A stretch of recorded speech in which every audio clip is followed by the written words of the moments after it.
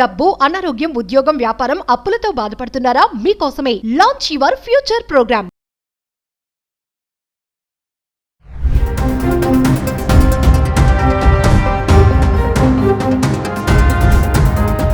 నమస్తే, welcome back to Suman TV. Present మనతో పాటు ఉన్నారు అనలిస్ట్ మందరి కృష్ణారెడ్డి గారు. నమస్తే సార్. నమస్తే అమ్మా.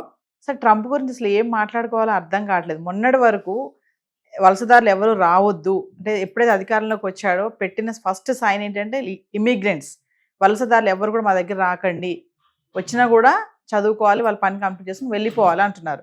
మరి ఇప్పుడు రీసెంట్గా ఏంటంటే మాకు టాలెంట్స్ ఉన్న, స్కిల్స్ ఉన్న విదేశీయులు మాకు కావాలి, మా వాళ్ళ దగ్గర లేవు టాలెంట్స్ అని నిర్మోహమాటంగా చెప్పేస్తున్నాడు. అంటే ఏం సార్, ఇప్పుడు ఏంటంటే వచ్చి నేర్పించుకుని వెళ్ళిపోవాలంటాడా, లేకపోతే ఉండొచ్చు అని అంటున్నట్ట, ఏమనుకోవాలి దీన్ని? ట్రంప్ ఎందుకు ఇలా మాట మార్చి చెప్పాల్సి వచ్చింది అంటే, అనేక అమెరికాలో ఉన్నటువంటి టెక్ కంపెనీలు కానీ, మిగిలినటువంటి ఆటోమొబైల్ కంపెనీలు కానీ, బాగా విపరీతంగా అక్కడ బిజినెస్ చేస్తున్నటువంటి ఇండస్ట్రీస్ కానీ, ఇట్లాంటివన్నీ కానీ వాళ్ళకి ట్రంప్కు ఒక నివేదన సమర్పించారు. ఏమనంటే, మీరు వలసదారులందరినీ బయటికి పంపించాలని మీరు ప్రయత్నం చేస్తూ ఉన్నారు, వెళ్ళగొట్టడం కరెక్టే, కానీ వెళ్ళిపోతే మనకు వచ్చిన పెద్ద నష్టం ఏంటంటే, మన దగ్గర అమెరికాలో ఇవాళ ఉన్నటువంటి వాళ్ళు ఇప్పటికిప్పుడు ఈ ఉద్యోగాలు చేయగలిగే పొజిషన్లో లేరు, చాలా ఉద్యోగాలు చేయలేరు. అట్లాంటి టెక్నాలజీ కానీ, అంతటి మేధస్సు కానీ మన వాడి దగ్గర లేదు. ఖచ్చితంగా బయట నుంచి తెచ్చుకోవాల్సింది. తెచ్చుకోకపోతే వెంటనే ఈ పరిశ్రమలన్నీ ఆగిపోయే ప్రమాదం ఉంది.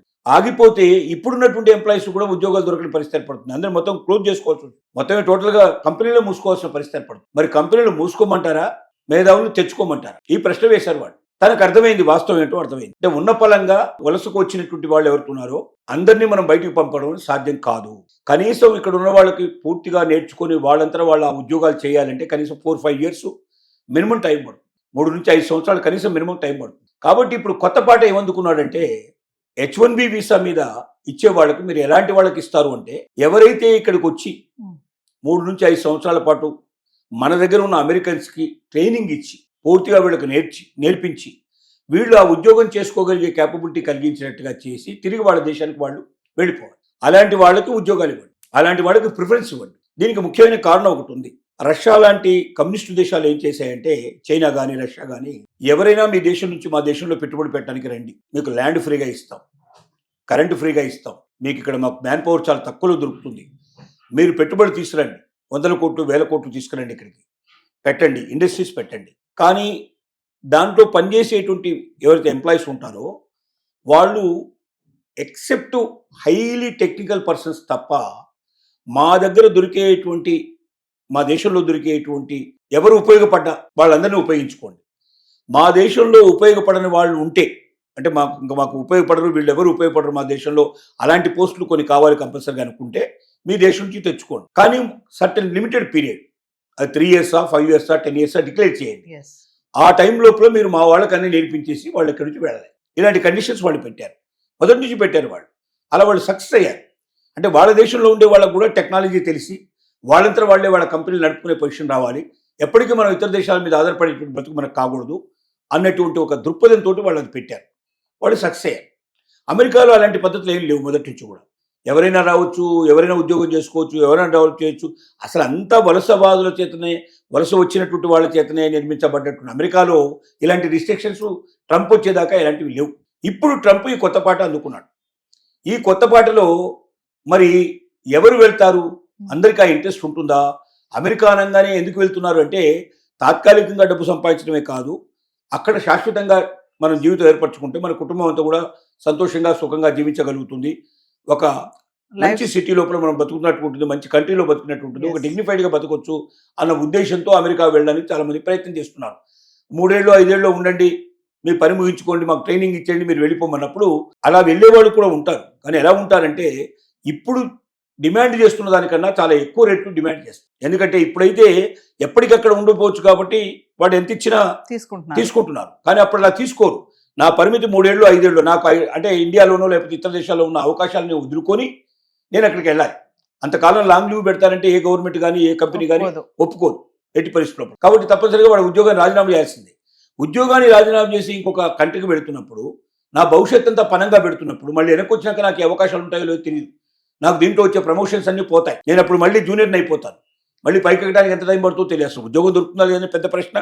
దొరికినా కూడా నేను ఎక్కడో జూనియర్గా ఉంటాను, సీనియారిటీ రావడం చాలా టైం పడుతుంది, నాకు పొద్దున రిటైర్ బెనిఫిట్స్ కూడా సరిగా వచ్చే అవకాశాలు ఉంటాయో తెలియదు. అన్ని రకాలుగా నా జీవితాన్ని పనంగా పెట్టి మీ దగ్గరికి వస్తున్నాను కాబట్టి మీరు ఇప్పుడు ఇస్తున్న జీతానికన్నా 2 ఇంతలో 4 ఇంతలో 5 ఇంతలో ఎక్కువ ఇస్తే వస్తాను, లేకపోతే లేదని కండిషన్ పెట్టే అవకాశాలు చాలా ఎక్కువ ఉంటాయి. డిమాండ్ చేయొచ్చు మనం అప్పుడు. డెఫినెట్గా డిమాండ్ పెరుగుతుంది. ఎందుకంటే నువ్వు తాత్కాలికంగా యూజ్ అండ్ త్రో లాగా నేను ఉపయోగించుకుంటా, నాకు ఉపయోగపడి నువ్వు వెళ్ళిపో అంటే నేను నీకు ఉపయోగపడడానికి నేను ఎందుకు వస్తాను, నాకేం అవసరం? ఆ మాత్రం నువ్వు ఇచ్చేటువంటి జీతం నాకు ఇవాళ ఇండియాలో కూడా దొరుకుతుంది. నాకు అక్కడ ఇంతకన్నా గొప్ప జీవితం దొరికే అవకాశం ఉంటుంది, ఇంతకన్నా ఎక్కువ నేను సంపాదించుకునే అవకాశాలు ఏమున్నాయి, ఆపర్చునిటీస్ దొరుకుతాయి. ఒకసారి నేను అక్కడ ప్రవేశిస్తే నాకు అవకాశాలు చాలా మెండుగా దొరుకుతాయనే ఉద్దేశంతో వస్తున్నాననే భావంతో ఉన్నాయి ఇతర దేశాలు.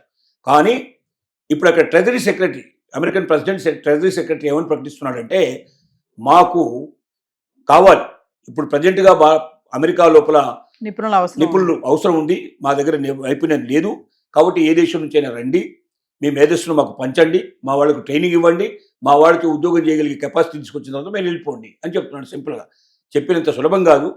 ఇదే ఒకవేళ అమెరికా స్టాండ్ అయితే ఇప్పుడు ఉన్నటువంటి ఉద్యోగాలు ఏవైతే హై క్వాలిఫైడ్ ఉద్యోగాలు ఉన్నాయో అవన్నిటి యొక్క డిమాండ్ బాగా పెరుగుతుంది.